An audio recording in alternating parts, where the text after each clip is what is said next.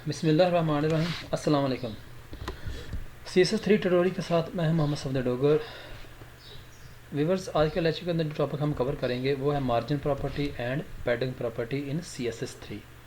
तो viewers start करते हैं। मार्जिन प्रॉपर्टी क्या होती है?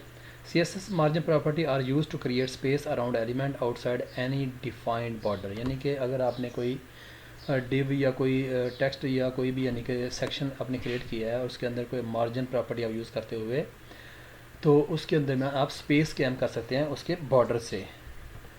With CSS you have full control over the margin.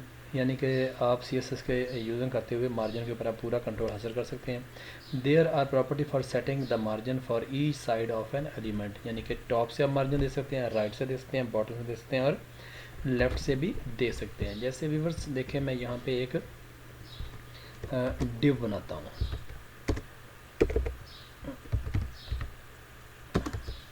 और व्यूअर्स मैं इसका आईडी रख देता हूँ, आईडी रख देता हूँ मेन डिव। और यहाँ पे मैं इसको क्लोज करता हूँ। इसकी मैं व्यूअर्स यहाँ पे स्टाइलिंग करता हूँ मेन की। मैं कहता हूँ जिसका बैकग्राउंड कलर जो है ना वो कुछ ये हो जाए। उसके बाद इसकी विड्थ जो है ना वो 400 पिक्सल्स हो और इसकी हाइट भी कितनी हो, 400 पिक्सल्स हो जाए। तो व्यूअर्स इसको मैं जैसे ही प्रीव्यू करता हूँ तो ये देखें मेरी एक डिव बन गई है। अब व्यूअर्स मैं चाहता हूँ कि ये मेरी जो डिव है ना ये सेंटर में आनी चाहिए। तो ये यानी कि इससे 100 पिक्सल जो है ना वो लेफ़्ट से राइट की तरफ मूव कर जाए। तो व्यूअर्स उसके लिए एक प्रॉपर्टी होती है मार्जिन लेफ़्ट से कितना मार्जिन छोड़ना है आपने। आप कहते हो 200 पिक्सल का मार्जिन इसका छोड़ दिया जाए। तो इसको रिफ्रेश करते हैं, देखें 200 पिक्सल यहाँ से इसका छोड़ गया। और आप कहते हो कि इसका मार्जिन जो है ना वो टॉप से भी कितना होना चाहिए, 200 पिक्सल्स होना चाहिए।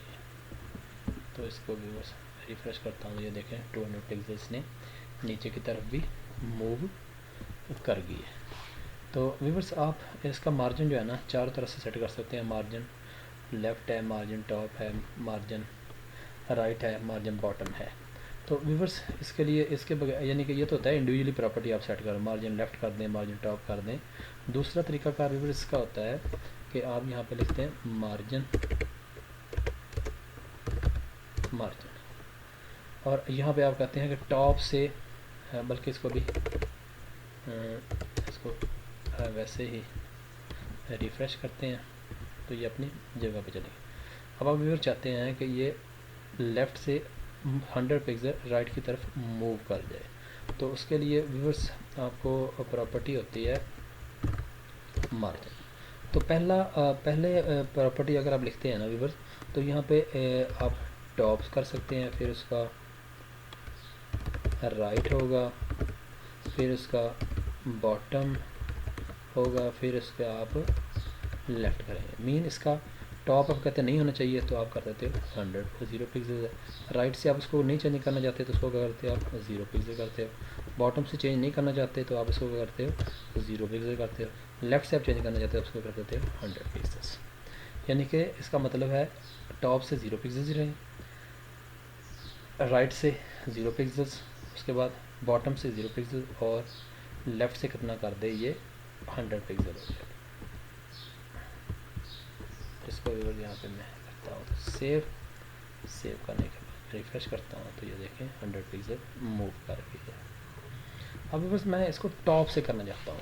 तो ये मेरा पहला टॉप है, ये राइट है, ये आपका बॉटम है और ये लेफ़्ट है। तो आप कहते हो टॉप से करना है तो इसको 100 पिक्सल्स कर देते हैं। तो ये देखें ठीक है व्यूअर्स। तो ये दूसरा तरीका का व्यूअर्स कि आपने मार्जिन उसका कैसे सेट करते हैं। अगर आप चाहते हैं टॉप से ये 200 पिक्सल्स और लेफ़्ट से भी 200 पिक्सल्स ये मूव कर जाए तो इसको अब यहाँ पर ये देखिए।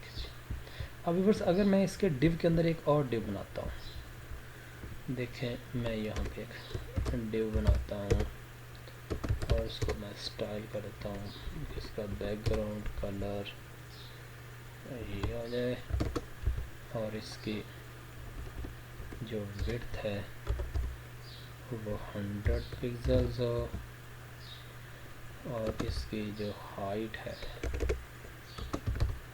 वो भी कितनी हो 100 पिक्सल्स। इसको व्यूअर्स अगर मैं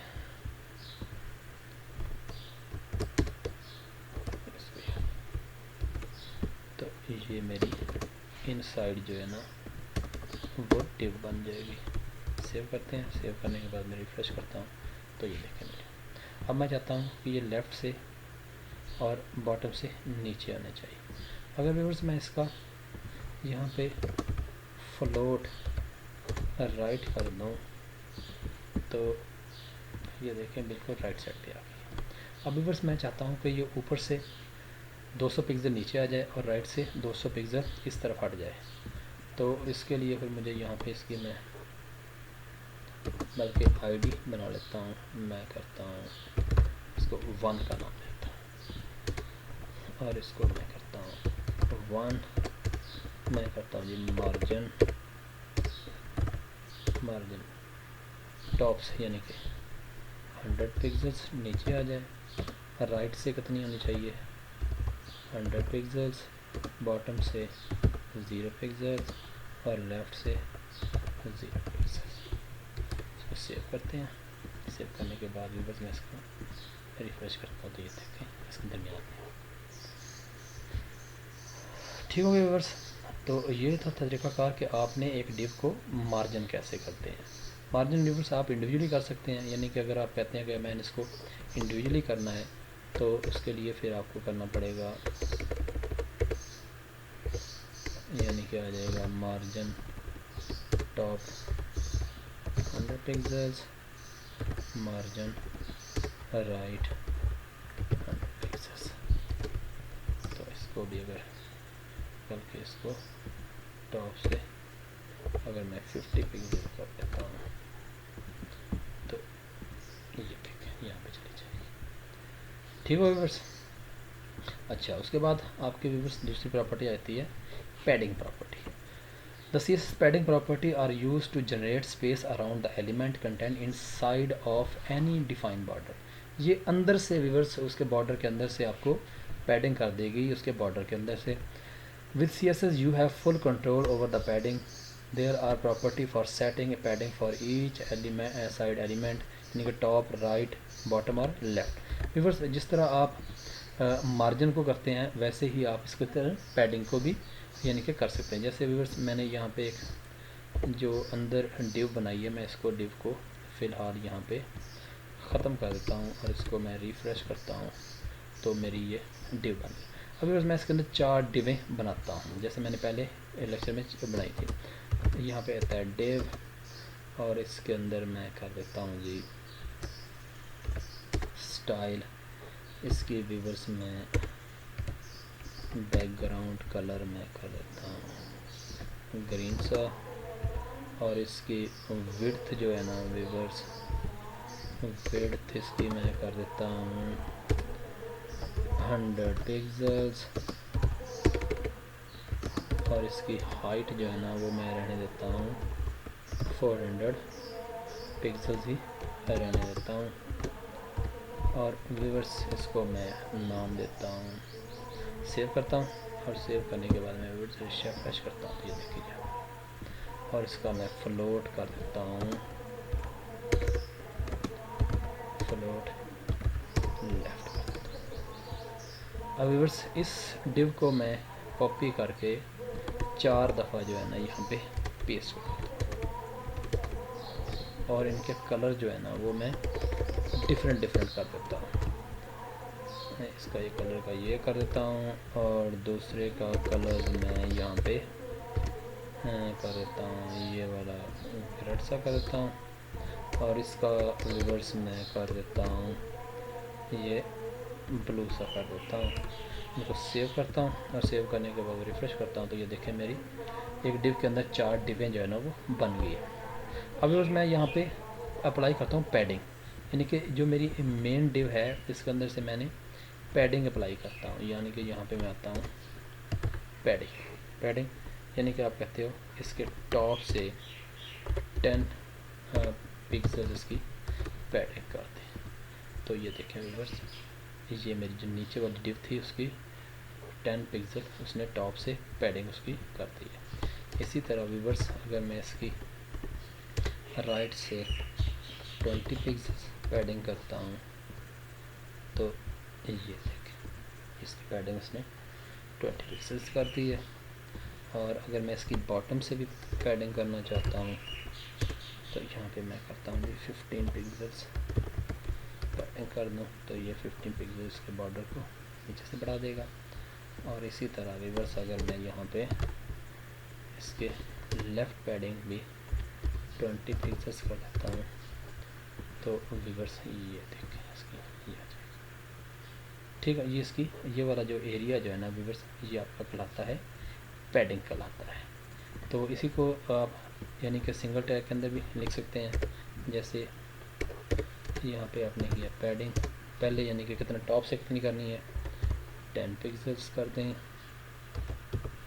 और राइट से कितना करना है 10 पिक्सल्स कर दें, बॉटम से 10 पिक्सल्स, लेफ़्ट से 10 पिक्सल्स। सेव करते हैं, सेव करने के बाद रिफ्रेश करते हैं तो ये चारों तरफ से।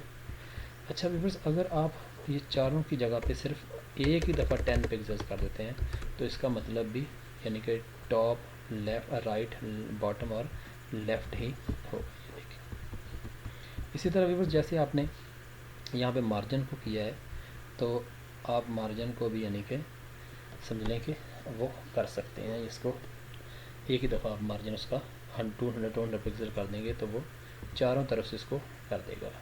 तो जैसे मैंने यहाँ पे पैडिंग को 20 पिक्सल अगर लिख दूँगा तो वो चारों तरफ से इसकी पैडिंग जो है ना वो 20 पिक्सल बढ़ा देगा। तो व्यूअर्स अब मसला ये है कि पैडिंग में और आपकी मार्जिन में फ़र्क क्या है। मार्जिन व्यूअर्स आपके ये जो डिव है इसको मूव कराएगी, यानी कि आपकी डिव आप देखें ना आप कहते हो कि मेरी ये जो मेन डिव है इसको लेफ़्ट साइड से 300 पिक्सल्स मूव कर दो राइट की साइड पे तो ये देखें मेरा आ जाएगा, ये आ जाएगा 300 पिक्सल मैं कर दूँगा तो ये मेरी पूरी की पूरी डिव जो है ना ये मूव कर जाएगी। जबकि व्यूअर्स पैडिंग में क्या होता है कि आपकी डिव वहाँ रहती है, ये बॉर्डर से उसको समझने के 15-15 पिक्सल या 10-10 पिक्सल जो है ना उसको बढ़ा देगी, उसकी पैडिंग कर देगी। ये देखिए आपकी डिव वहीं पे है उसने क्या कर दिया पैडिंग बढ़ा दी है। जैसे कि अगर मैं 15 से 25 पिक्सल कर दूंगा तो ये देखें डिव अपनी जगह पे रहेगी और उसकी समझने के ये वाली पैडिंग जो है ना वो बढ़ा देगी। तो ये फ़र्क होता है कि मार्जिन में आपकी जो डिव है वो एक जगह से दूसरी जगह पे मूव कर जाती है, जबकि पैडिंग में आपकी डिव जो है ना मूव नहीं करती बल्कि आपका बॉर्डर जो है ना वो उसकी पैडिंग कर देता है कि ये आपका बॉर्डर से यानी कि आपका ये वाला बॉर्डर है यहाँ तक लेकर यहाँ तक आपकी ये जो है ना पैडिंग इसने बढ़ा दी है। तो व्यूअर्स इस पैडिंग का और मार्जिन का यूज़ हम आगे वाले कुछ लेक्चर में भी मज़ीद करेंगे तो आपको मज़ीद वहाँ पे भी इसकी समझ आ जाएगी। तो इस लेक्चर को यहीं पे एंड करते हैं। मेरी वीडियो देखने का शुक्रिया, मेरे चैनल को सब्सक्राइब करना ना भूलें। तो नेक्स्ट लेक्चर तक बाय, ओके।